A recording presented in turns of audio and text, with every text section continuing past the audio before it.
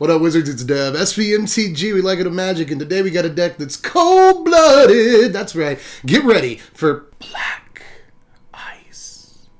Sorry about that just now. I don't know what just came over me, but I apologize for whatever that was. But anyway, yeah, we got a mono black control deck today, and we do like one of these every season, because who doesn't want to try to make mono black control work? And honestly, mono black control was already kind of a good deck, but there were some cards from Kaldheim that got me really excited to try this archetype again. But they're all snow cards, so we're calling the deck Black Ice.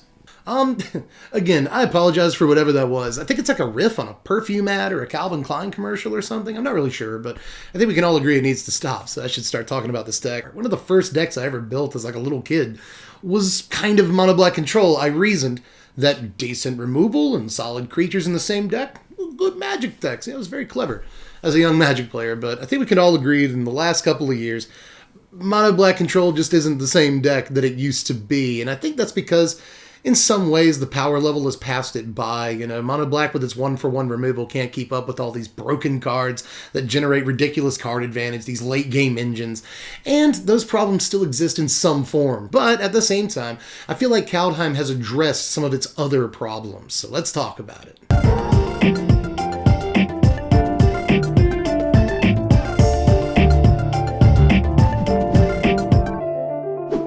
And we're back. Hey, remember to like the video and subscribe to the channel, do all that stuff, but I'm not going to do too much self-promotion here at the beginning, because I'm really excited to talk about this deck. I don't know if you can tell, but I'm pretty jacked here, because I don't think we've, like, cracked the code of mono black control or anything, but I do think that the deck is way more enjoyable to play than it was before Kaldheim came out, which is a pretty important metric for me, and it's just, like, better. There are a lot of cards from Kaldheim that improved this deck. Even stuff that's kind of innocuous looking. But before I really go into it, I kind of want to finish a thought from the intro, because we kind of begged the question, what were mono black's like biggest problems before Kaldheim came out? Well, there were a few of them. There was the lack of a good sweeper, and yeah, Extinction Event's a decent sweeper, but it sometimes leaves a body or two behind. That'll kill you. So it's a fine sweeper, but it's not really everything that we wanted. Second of all, and probably most importantly, really sandwiched here in my reasons why this was a bad deck, the deck just couldn't really generate card advantage very well. We got Castle Locthwain, which is a fine card, but it wasn't the end-all be-all, and it didn't really give us enough in terms of getting card advantage in our black deck, but it did help. Thanks, Castle Locthwain. I appreciate you.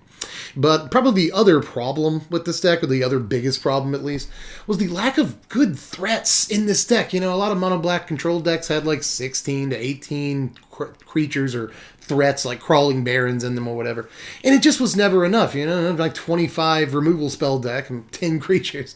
It just never really worked. It had a problem closing games sometimes. So again, I think all of these problems have been in some way or another addressed through Kaldheim, and probably the card that single-handedly did the most to address these problems was Blood on the Snow. Now look, I know, it's a 6-mana sweeper. I get that. That's pretty expensive for your sweepers. So it's not the sweeper we wanted, it's not Damnation or anything. That would have been pretty sweet, but at the same time, this is still a decent sweeper that takes out all the creatures or planeswalkers on the board. You know, it's something a lot of sweepers can't do, is take out an Ugin. You'll be happy you have that mode on the card when you actually cast it to do that. Trust me, I've done it a bunch. But for the most part, this is going to reset the game state and put something back on board for you. So not only is it a decent sweeper, something, again, the deck kind of needed access to, this card also kind of solves the card advantage problem, at least a little bit. You know, this is a sweeper that's going to blow away every creature on the table. Sometimes that's going to be a 3 or 4 for 1 in a way. And it's going to put something else on the table for you. You're going to get a fresh start after your sweeper, which is in some ways one of the inherent problems with sweepers, is that, yeah, you swept the board, but usually you use all your mana. Your opponent gets first crack at the board state again when you say go.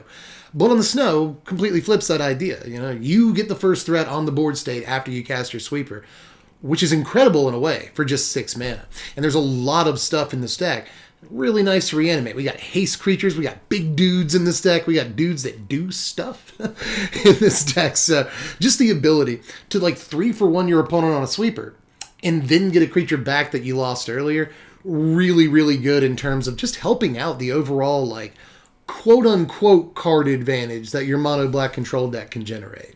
But the other most important new card for the deck also addresses two problems that the deck had before Kaldheim released. That's Draugr Necromancer. Now, this can generate card advantage in a way. I mean, it literally is card advantage. And it's really good card advantage. If you get just one creature off of this, it's really good. I can't tell you, too, how many times it works. It doesn't die to Bone Crusher Giant. It doesn't die to Frostbite or Scorching Dragonfire or a bunch of other removal spells. So it doesn't die to Eliminate, which matters sometimes, too. It's just, this has a habit of sticking around more than you would imagine a card like this would. And if you untap with it on the board with a couple of spells in your hand, it's suddenly the best card in your deck. You know, you cast that 2-mana Heartless Act on that Lovestruck Beast, you just cast the Lovestruck Beast. A whole play costs 5 mana, and it's a ridiculous game-swinging play. So just an unbelievable card. This has been way better than I thought it was going to be. A 4-mana 4/4 is a solid threat in and of itself, which is the other problem that this kind of addresses. Not only is it a decently bodied threat that can end the game in a few swings when it's unencumbered, but it also leads to you being able to play more threats. You know, take out your Bone Crusher. I don't care if I have to take 2 damage to that.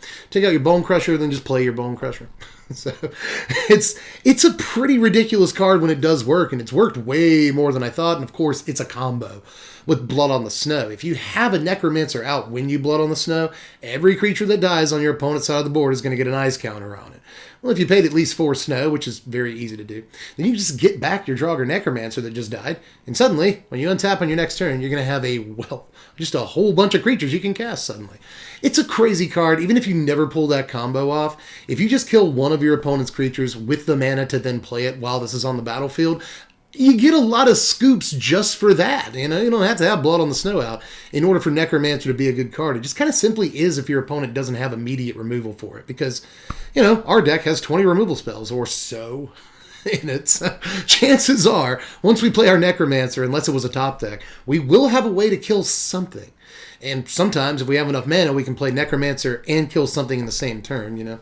Remember that Necromancer into Heartless Act is kind of an unbelievable play. So there's a lot of cool things that this lets you do, and the deck just really needed a card pretty much exactly like this. But I got more new cards I'm playing in this deck. I'm on 2 copies of Tergrid God of Fright for reasons, you know. I really needed something in the 5-drop slot. I needed a creature in the 5-drop slot we could get back with a Blood on the Snow. I felt that was important, especially after a few games without it. So we just needed something to fill this slot. And Tergrid is kind of I think, the best 5-mana creature in black you could be playing at the moment, at least. Really wish we still had, like, Cavalier of Night or something. Would play that, but honestly, Tergrid has been pretty decent. You know, we've got a few things in the deck that make the opponent discard cards or sacrifice creatures, especially once we get to the sideboard. So Tergrid's really good in conjunction with those effects. If we do happen to somehow draw both copies of Tergrid, this has happened, obviously works really well with her Lantern.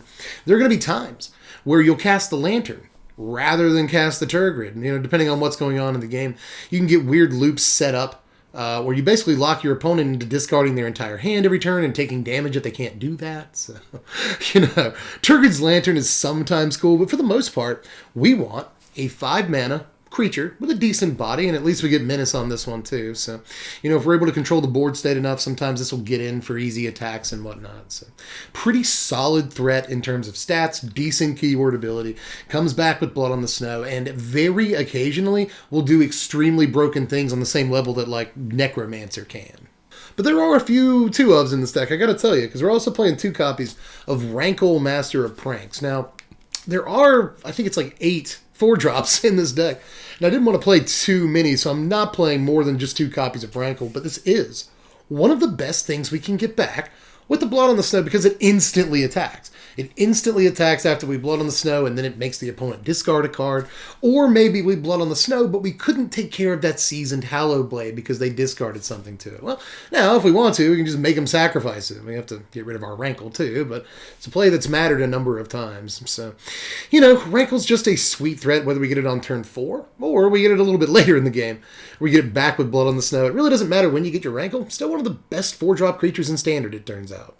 Also, of course, the ability to make your opponent discard on combat damage, really good with Tergrid on occasion. Oh, and it also works really well with Draugr Necromancer, sometimes, because, you know, you'll make your opponent sacrifice a creature with a Necromancer on the table, you just play that creature. I mean, it costs you no mana. You can just you can just open your turn by swinging in with a Rankle and making him sacrifice a dude. You got all your mana open, play that guy. Because it works pretty well in conjunction with some other cards in the deck, but it's just also Rankle. By itself, it's a good card. But anyway, we're also playing 2 copies of Lilia, Waker of the Dead, a card that wasn't in the deck originally, but I just kind of figured that since we can get back Planeswalkers with Blood on the Snow, why not get this back? And by the way, this is also important for taking out Seasoned Hallowblades, because Mono White is an important deck right now. And for the most part, Blood on the Snow takes care of most of the things in Mono White, but Seasoned Hallowblade can be a problem. Or if they have a Selfless Savior and they saved a creature or something, we can just get back Liliana with Blood on the Snow and immediately minus her. That kills Seasoned Hallowblade every time. So pretty cool right there, but this also works nicely with Turgid or the Lantern. There's been a couple of games where I've had the Lantern and a Liliana out, and we're just making our opponent discard or take damage, twice every turn cycle, and that can be an interesting way to speed up the clock. Or just make sure they can't have cards in their hand. Control decks aren't going to hold cards against us. So pretty sweet. And if we ever do get the emblem, that's very, very nice. But I'm not overplaying Liliana here. I don't think that she's actually one of the most important cards in the deck, but she does do a whole lot of cool stuff for us. And by the way, before I'm off Liliana, just another way to kill a creature for quote-unquote free on your turn. If you got a Lily and a Draugr Necromancer out, well, it doesn't really cost you any mana to minus Lily, kill a thing, and then immediately play that. So that comes up on occasion too. Works well with Necromancer and a couple of the other things that we're doing. But in any case, moving on. We're also playing 4 copies of Murderous Rider in the deck because, yeah, we are. There's a few cards in the deck that want us to have creatures in the yard, specifically like Blood on the Snow and stuff. And this doesn't go to our graveyard unless we discard it. We can discard it to a Rankle or a Liliana or something if we want it in our yard. But for the most part, it's not going to get to our graveyard. Don't really care, though. Murderous Rider is a really solid card right now, It does cost us some life, but there are a lot of high-profile targets that we just need, like, a kill that thing button for, especially Planeswalkers, If opponent actually resolves Ugin or something on turn 2 with a Tybalt's Trickery, then, well, we can just go play a swamp and kill that thing and they scoop. So I think it's important to play Rider. He's a little bit better than he has been in the last couple of formats, I feel, at the moment. So I'm playing all 4 copies of this card, no apologies. It's a good card. Now I'm also playing 2 copies of Skyclave Shade in the main deck here. Another good recursible threat. Sometimes we even get it back with Blood on the Snow, but all we really have to do, play a land. Just play a land, suddenly we got a 5-power dude. There are going to be times where you Blood on the Snow, get back like a threat, doesn't matter, Draugr Necromancer or something. And then next turn, you play a land, Skyclave Shade, and suddenly you've got a really big board and your opponent is still just top-decking lands. So that can really help some of the time too. So just having a recursible threat that kind of haunts Waka Waka, control decks turn after turn is a really important thing for this deck to have. We have a ton of removal in this deck, a ton of stuff that's decent against aggro, the sweepers, the Heartless Axe, and stuff like that. But those cards can be pretty dead against control. We need some cards that are great against control, and Skyclave Shade is one of them. But let's finish it off with a couple of creatures that are kind of edge cases, but they've still been really good for me. I'm playing 2 copies of Wasterider, and I wouldn't have it any other way. It looks kind of like a weird card, but it's another threat in the deck that does a couple of things. Okay, this can attack when it needs to against control decks, gives us a relatively large board state against control decks when we need that. Against aggro decks, this gives us 2 blockers to get us a couple of turns into the game so we can finally get to the 6 mana to cast Blood on the Snow. At which point we can just get back Wasterider. We got a board in a box, so that's nice. Or later on in the game, we can just escape Wasterider, and we have a 5-power threat that also gives us a free scry. And that scry can help us get to the 6th land, to get Blood on the Snow, or whatever. The scries are very important in this deck. They're not card advantage, but any way of getting to your most important cards in Mono Black is always really, really welcome. So this card just fits a lot of niches. We need good, solid 3-drops, and I think this is a decent choice for that. We need recursible creatures. This does that. We need ways to block. This does that. We need bodies against control. Wasterider does literally everything.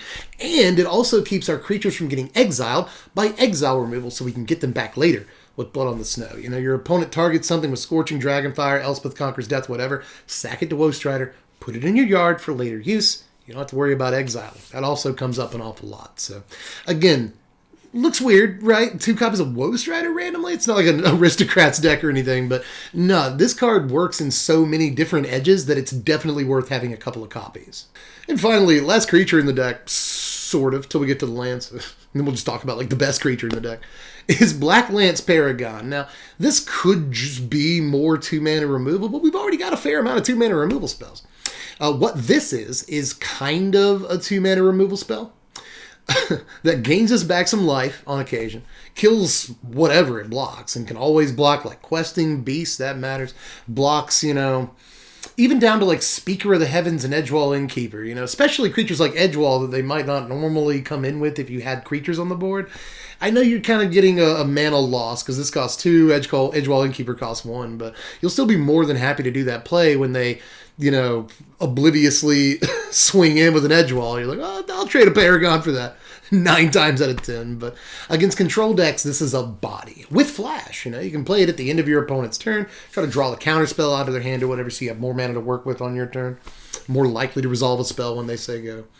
Or, you know, it's just a 3-power body, so it's a decent attacker against control decks. So, again, I wanted a card, since we have so many cards that are decent against aggro and not enough that are great against control. I wanted a card that kind of, you know, get you somebody that can do both. So, I got Blacklance Paragon as kind of a decent card against control and kind of a decent card against aggro. But let's get to the spells in the deck, and as you would imagine, most of this is removal. I mean, you know, it's what is a black deck for, if not removal spells? But we are playing a couple of copies of main deck Duress here. There's some reasons for that. We really don't want to encounter a Tybalt's Trickery deck. Even in best of 3, it happens. Duress is kind of a shot towards at that deck just a little bit.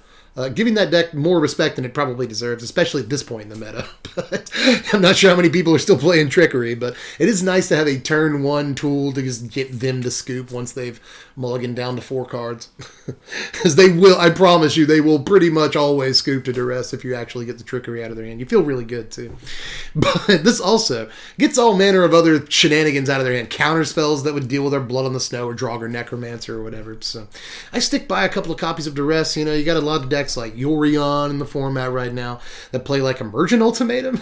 You got decks that play Genesis Ultimatum and Ugin and stuff.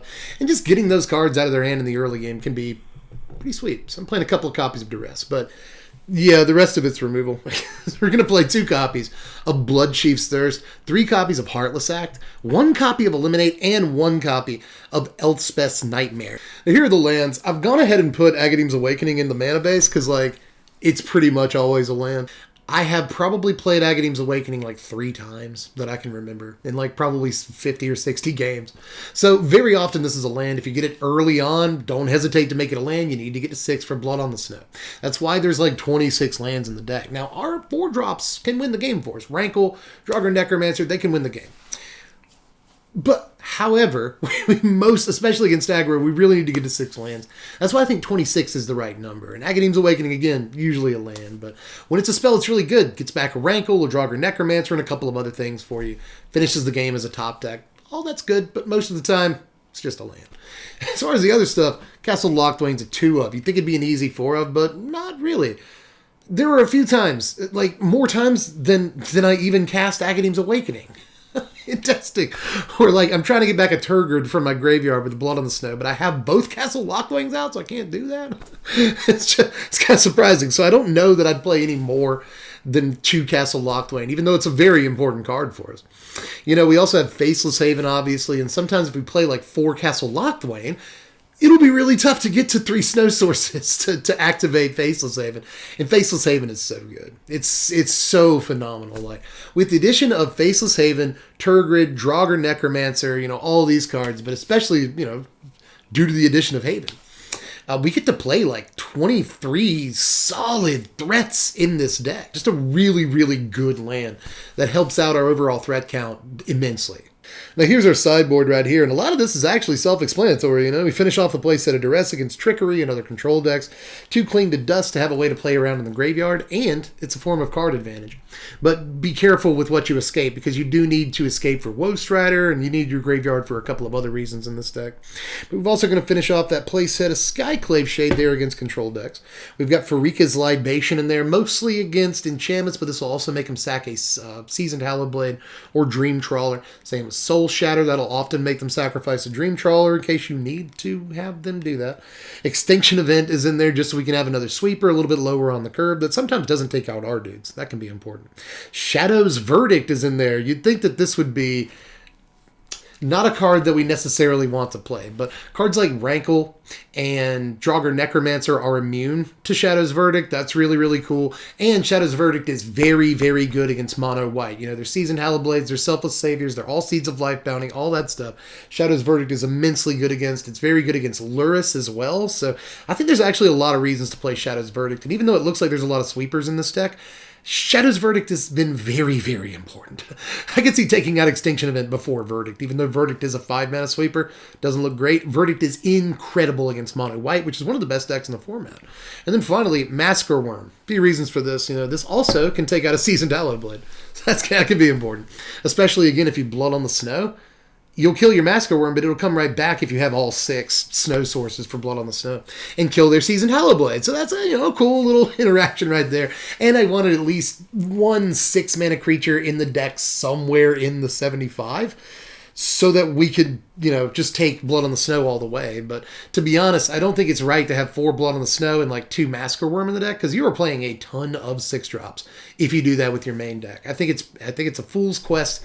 I'm not going to do it, but I did want Massacre Worm to be in here somewhere. Now, before you ask, no, Priest of the Haunted Edge, not very good. I think it's probably decent in like a Lurrus deck or a deck with more reanimation than we currently have, but no, Priest wasn't as good as I wanted it to be. Sorry about that. But anyway, here are your power rankings. A final score of 66, technically the best quote-unquote deck we've looked at in terms of score all season. All the other decks have been like 65 so far, so it beats them by a point. And yeah, I mean that 8 in power. The deck plays a ton of incredibly powerful cards and has a lot of powerful interactions. You might not think so. It just looks like a bunch of removal spells, some creatures, but the way some of the creatures and planeswalkers work with each other, the way Liliana works with, say, Draugr Necromancer, really, really sweet. The way Necromancer works with Rankle, the way Rankle works with Tergrid. It's just, there's a lot of really cool interactions in this deck that usually take place in the late game and are really hard for your opponent to get past. So